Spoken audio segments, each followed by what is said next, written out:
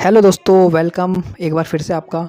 और ये जो एमसीक्यू है ये मैंने एम लक्ष्मीकांत की जो पॉलिटी की बुक है वहाँ पर से निकाला है। तो शुरू करते हैं। सबसे पहला एमसीक्यू ये कि निम्नलिखित में से कौन सा अनुच्छेद केंद्र में सरकार का जो संसदीय रूप होता है उसकी व्यवस्था, संसदीय रूप बोले तो आपको पता होगा, ठीक है, नहीं भी पता तो कोई प्रॉब्लम नहीं है। तो ऐसा कौन सा अनुच्छेद है जो जो संसदीय स्वरूप की व्यवस्था करता है? आर्टिकल 74 और 75 या फिर आर्टिकल 64 और 65? दोस्तों इसका सही जवाब है आर्टिकल 74 और अनुच्छेद 74 और अनुच्छेद 75, जो केंद्र में सरकार के संसदीय स्वरूप की व्याख्या करते हैं। दूसरा सवाल है कि निम्नलिखित में से कौन सा अनुच्छेद राज्य में सरकार के संसदीय स्वरूप की व्यवस्था करते हैं? कौन सा अनुच्छेद राज्य में, केंद्र में और राज्य में दोनों अलग अलग अनुच्छेद है।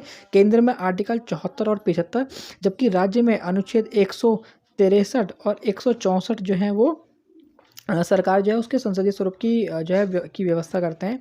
और अगला क्वेश्चन है हमारा कि निम्नलिखित में कौन से अनुच्छेद अंतर्राज्यीय जल विवाद के न्याय निर्णय से संबंधित है? अंतर्राज्यीय जल विवाद क्या होते हैं कि किसी राज्य में कोई नदी है, वो कहती है कि इसका सारा पानी हम लेंगे, तभी कोई दूसरा राज्य होता है वो कहते हैं कि नहीं साहब इसमें से थोड़ा पानी हमें भी दो। तो इससे रिलेटेड क्या होता है, जो स्टेट्स होती है ना उनमें उनमें प्रॉब्लम्स क्रिएट हो जाती हैं। तो उससे रिलेटेड डिसीजन कौन देता है, उसका जो न्याय निर्णय है ना वो कौन करता है? वो पार्लियामेंट करती है। पार्लियामेंट एक आयोग बनाती है जिसे हम अंतर्राज्यीय जल विवाद आयोग कहते हैं।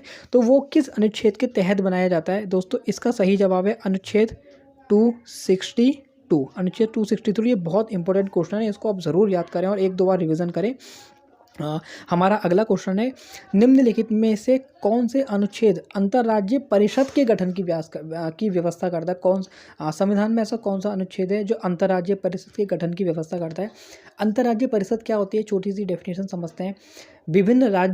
विभिन्न राज्यों के मध्य समन्वय बनाने के लिए, ताकि राज्यों के मध्य ना लड़ाई वगैरह ना हो, राज्यों के जो एक दूसरे से रिलेशन है वो अच्छे रिलेशन बने रहें, तो उनके मध्य प्यार मोहब्बत बढ़ाने के लिए, उनके मध्य समन्वय कराने के लिए हमें अंतर्राज्यीय परिषद जो है उसकी स्थापना की जाती है। ठीक इसी तरह से केंद्र मतलब सेंट्रल लेवल पर होती है एक जो परिषद होती है, वहाँ पर सभी राज्यों के मुख्यमंत्री वगैरह बैठते हैं, आपस में बातचीत वगैरह करते हैं। तो ये संविधान के किस अनुच्छेद के तहत इसका गठन किया जाता है? इसका सही जवाब है आर्टिकल 263। ओके,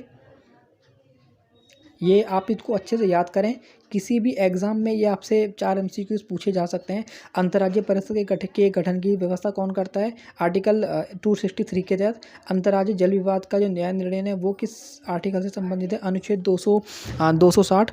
और आपका जो राज्य सरकार होती है वहाँ पर जो सरकार का जो संसदीय स्वरूप होता है उसकी व्यवस्था किस अनुच्छेद के तहत की जाती है? आर्टिकल 163 और 64।